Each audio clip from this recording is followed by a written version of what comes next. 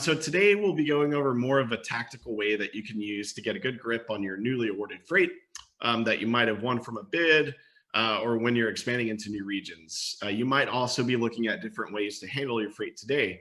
At the end, you'll walk away with a few ideas and a guide that I'll share that you can use to keep your service levels up and show your new customers why they chose you.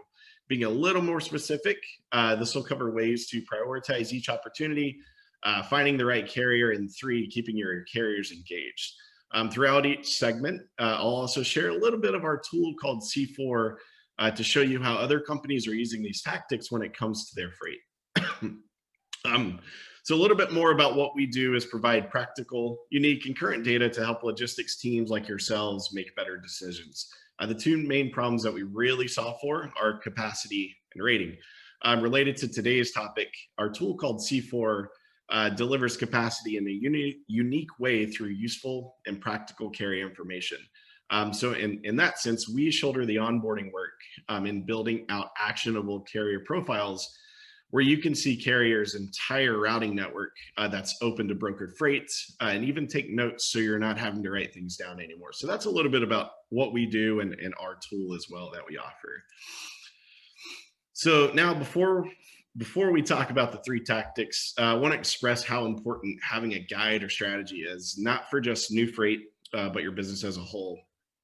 Through the last maybe 3 to 5 months, I've heard a lot of companies that have said they've been awarded a big bid or have new customers that's expanding in different regions. I mean, they're not really sure how to attack that efficiently without doing what they're used to doing. And consequently knowing that they'll fail if they don't change or do something different. So whether it's adding on tech or personnel, the small details like pickup times, weights, or building a load with enough time to allow coverage tend to get overlooked. I think about what you need to change and where you're lacking at that could really use that improvement. Sometimes the first gut reaction is to add on personnel.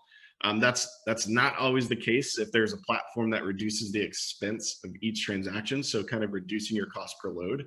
I've seen some brokers that I've spoke with 7 or 8 reps book almost 2,000 loads a month. That's crazy. That's a lot because they had the right pieces in place and grew organically instead of just throwing solutions at a problem that might not stick. Turning the page to 2021, I've seen a lot more companies adopting new technologies and new tech companies in our industry heavily focused on the inefficiencies like the manual processes, like manually quoting things out. Sure, there's also tracking and DFM or digital freight matching, but what's held through COVID and the last tech adoption phase is that this industry still favors a phone call and conversation over any type of tech, especially when it comes to carrier negotiations. Knowing that your team is equipped to deliver on the promise of those new opportunities that you worked so hard to get going into 2021 helps drive that confidence, not just when you're talking to your carrier partners, but all the way through to your shippers, receivers, and your customers. And of course, no one likes surprise fall-offs, especially when it could have been prevented. So to that, if you have poor planning, the carrier can really sniff that out and easily pick up on that and could start to be a little hesitant where that relationship falls through the cracks and they might even give you the load back. So to that, you should have everything worked out like pickup numbers, delivery numbers, lumper fees, anything that can be thrown out at you should have already been solved. So there's less pressure on that carrier. They have a lot more confidence in what you're trying to get them to haul.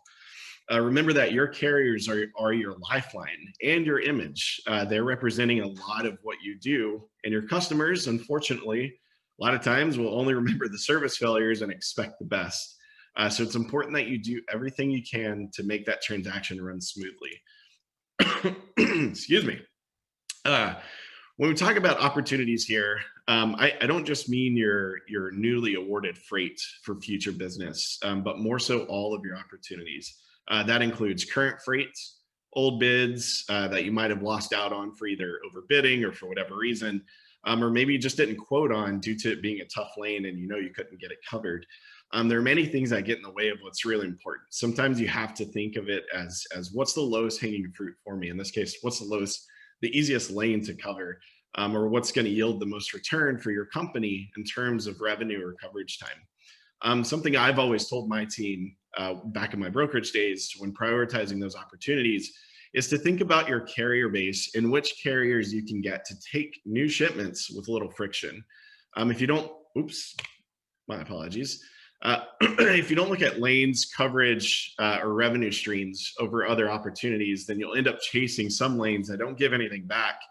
And you're always playing catch up every day when you come in when it comes to actually covering the freight. So once you have these shipments, you should really look at a few of those characteristics that you care about the most to focus on. To name a few, and just some things that I've used in my past, these are things like load volume, how much coverage or historical carriers you already have on this lane, which you can maybe look at your TMS, or maybe your team just knows like, hey, I know Jimmy, he takes our local loads or whatever it is. If it's been awarded, and when do these shipments actually start? Those are kind of like your top characteristics as far as what I've used that I like to line out when I'm looking at new freight, or which opportunities are facing me the next day. So having maybe your top 3 to 5 characteristics laid out, and you might have different ones, maybe broken down by regions or trailer types. But once you do have them, you can start to divvy up which lanes you should work on first. So in the past, and what a lot of brokers do today, and I hear this pretty often, is probably just email a spreadsheet out to certain reps, asking them to find carriers that can commit with some level of volume and within a reasonable rate. I'm sure that's fine in some cases, but thinking again about priority, that capacity might only show up if it's a more dense lane, maybe Chicago to Laredo versus Houston to West Texas, and carrier relationships are already built there. Not to mention that you might be spinning your wheels on lanes that don't have a high return. So I'm actually going to hop into our tool called C4, specifically to our account settings right here. And here's where a lot of brokers that use C4 are able, sorry, I got to adjust my tree. My star is getting in the way here. I think it's weighing my hat down. So here's where a lot of brokers at UC4 are able to prioritize what their team should be focusing on. If I scroll down here, I can kind of look at our probabilities and things like this. So C4 outlines lanes as projects, and like opportunities can be anything from old quotes, current repetitive freight, or shipments that haven't started yet. So here you can drag and drop characteristics to rank order which one you care about the most. So I can drag this up here, or maybe network coverage if I care about how many historical carriers I have in my network versus the whole network. I can kind of drag and drop that to weigh against my projects in relation to the characteristics that I care about. Or maybe I want a big bid and I need to focus on lanes that are happening within the next 7 days or so, and have the most volume. So maybe I want to drag load volume all the way to the top, because that's obviously going to reflect maybe your revenue stream or something like that. So once I click update, I don't want to do it on this account. It might mess some things up. But if I come over here to projects, here's kind of where everything is sorted as far as having technology to do this for you. Maybe if it ever loads. There we go. So here we can kind of see just my projects. Of course, these are dummy projects, not real. But if I have this list of loads where a customer sends me an email and hey, what can you do on these 10? Where we have this technology now, and not just C4, but there could be others, maybe even a spreadsheet or whatever. But what it does is prioritize for you, so you're not having to guess, what lane do I really care about? So if we look at Houston to LA, if I expand it, I can see that this is over 1,000 loads a year, even $2.5 million in revenue stream. That's really big and important to know whenever you're prioritizing your lanes, your new freights, your old freight, and just kind of matching everything together for your day to day. So I'm gonna go back to here, maybe, see if I can do this right. And again, a lot of how it's done today is maybe through spreadsheets or an email, or even tribal knowledge on what's prioritized, where a tool like C4 will automate that prioritization, so there's less thinking and more doing, where you can see which ones are higher priority and what that revenue stream looks like for each project. Excuse me. So thinking about priorities and a few obstacles you might face, you're like, yeah, Chris, this sounds all great, but it's really tough to do. Maybe they're all tough lanes, and you're at a point where actually all of them need to be worked on. Nothing needs to get left, and we should be working all options. A good way to look at this is maybe to focus on lane density. When I talk about things like Chicago to Laredo or those easy to cover lanes, and see which ones are going to be the easiest to cover. Get those out of the way and leave the tough ones open for more of a long-term plan where a well-developed carrier mix might make more sense, to where you can start to use your other capacity tools, look further in your TMS and whatnot, and start to build out that carrier base. And the other thing that I hear pretty often is maybe you have lower than market rates where it's hard to get carriers to commit. In this case, like you might have seen on projects, is painting the picture with volume instead of a one and done transaction rate. A lot of times that I've had success is, instead of saying like, hey, do you have a truck in Houston, Texas today? It's more like, hey, I see you guys run this Houston to Los Angeles. I get about, I don't know, 10 a month. Annualized, that's 120 loads a year. It's a lot better picture, and you're able to hone in on those rates with carriers and really start to procure and focus on your margins to where you can start covering freight at a profit. So this leads me right into the next tactic, finding the right carriers and why it's important. A lot of my success as a broker with large customers like Nestle Waters really revolved around the types of carrier relationships I had. If you joined in on a previous webinar, I talked about how I got a call at midnight asking if I could handle 30 local loads a day, weighing around astronomical numbers, 47 or 48,000 pounds for dry vans. I immediately knew that my guys I had moving local freight had day cabs, so they were already hauling it at high weights, and they could manage that extra pallet. So I was easily able to just, yeah, I can do that on the spot, because I already had those relationships built. I knew what kind of freight they liked to run. I knew the times worked out for those carriers, and it was a much more in-depth relationship and not just like knowing an MC number. So to that, carrier serve as the backbone for your brokerage, and a lot of times are the only things shippers or customers experience outside of a quote. So typically when they're late, the shipper sees you as late. When you're misinformed by a dispatcher, happens a lot. Well, that communication too is misinformation when it gets back to your customer. So it's really important to have that visibility with your carriers.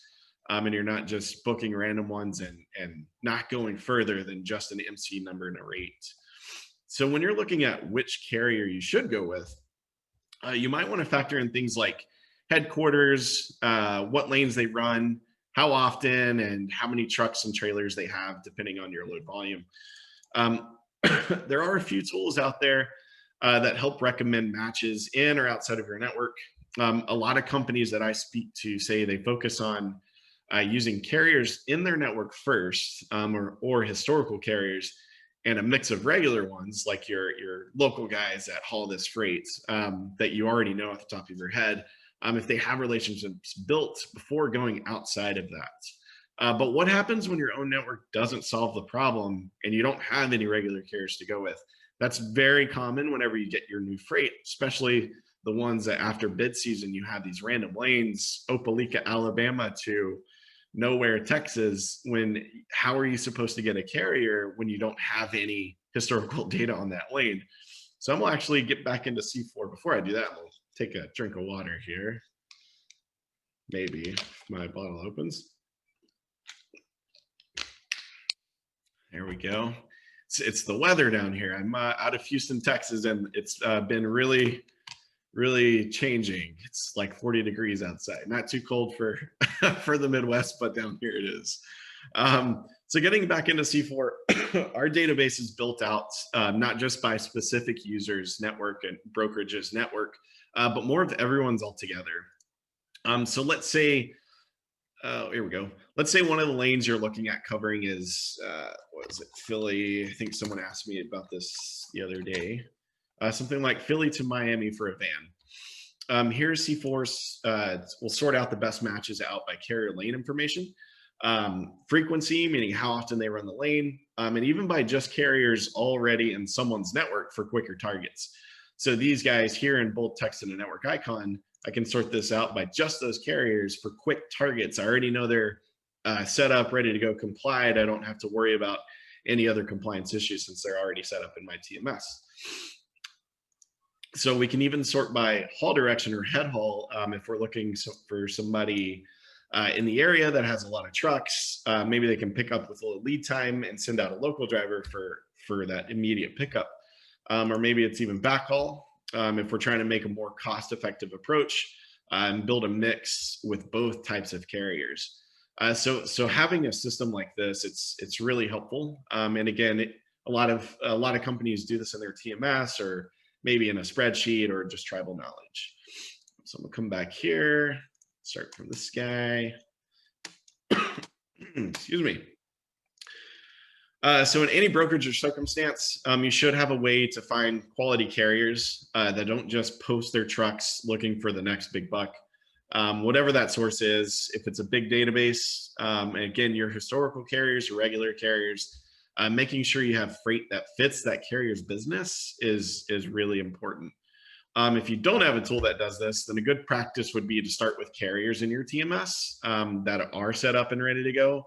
Often there's less friction with those types of carriers to run their next shipment. They're going to be a little bit more accepting, a little bit more willing to negotiate with you. So maybe look at your past carriers that have ran a particular lane or a load or something like that. That's usually the best approach if you don't have a tool before you go out to the market and just post loads. Another is to not just hang up when the carrier calls in. I know that through the day you might have posted a load and your phone is ringing off the hook, but that call in is just as important as an outbound call. This potential carrier fell in your lap just because you posted something.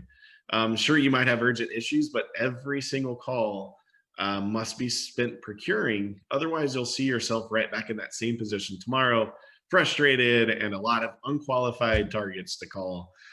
So these call-ins could be gold if you do have a place to store those prospects to a lane. And to that, one feature we've actually built for C4 is to actually do that. So if you'd like to hear more on that front, maybe towards the end, feel free to reach out to me either through the chat or email, and I can definitely give you a tour of C4 later and how we capture those call-ins. So now that we went through some ways on how to prioritize your freight, how to find the right carriers, next comes, what do I do to keep my carriers engaged? And this is kind of a really important topic. I often hear some companies that don't have an effective way to keep their carriers engaged, even after they've pitched a particular lane, spent that time, or pitched that project to them, and both have mutually agreed to some sort of commitment.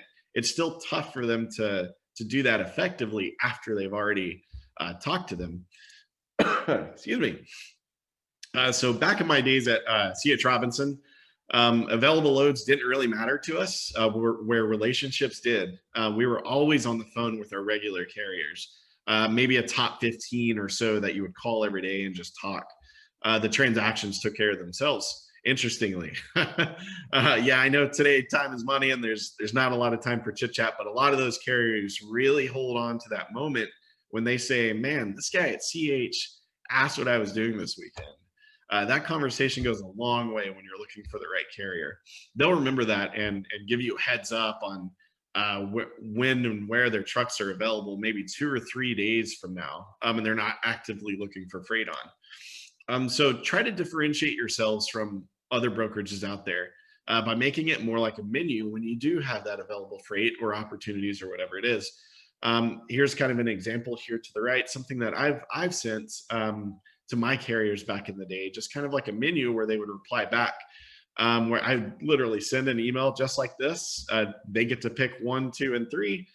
They send it back to me, and they're ordering like it's from a menu, and there's less guess. They don't have to spend time negotiating too much, and it's super easy to just give them all the details, just like a menu. Select this, this, or this.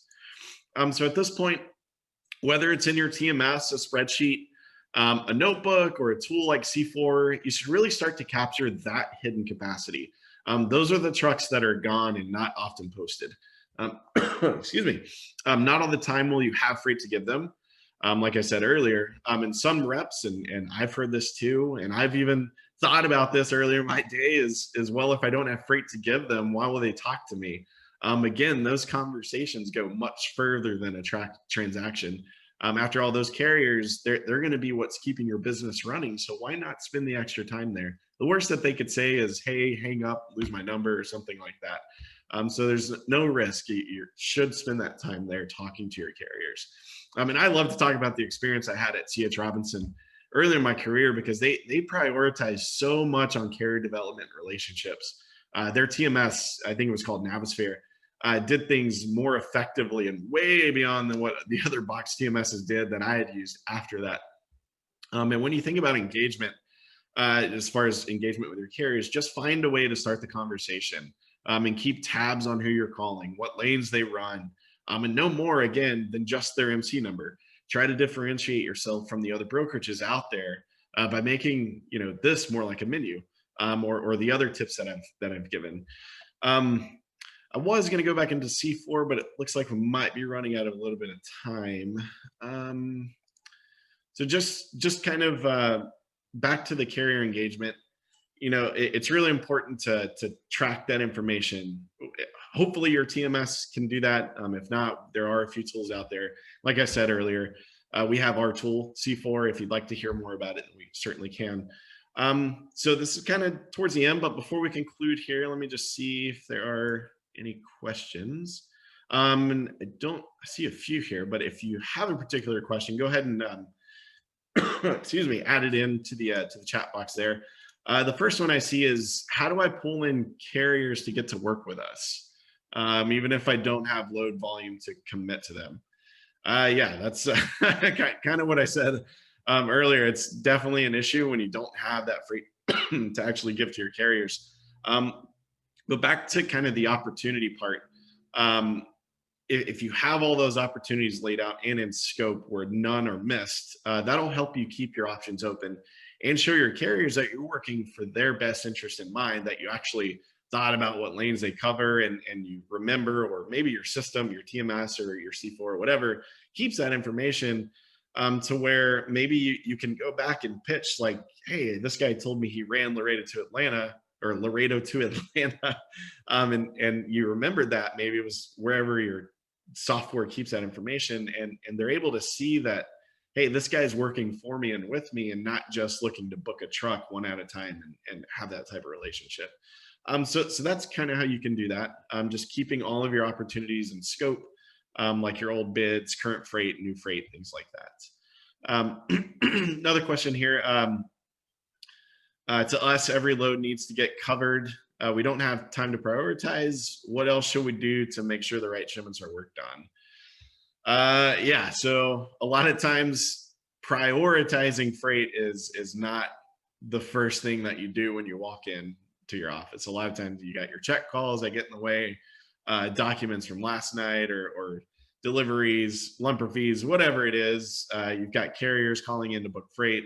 It is hard to get that priority done. And I understand time is slim to none in this industry.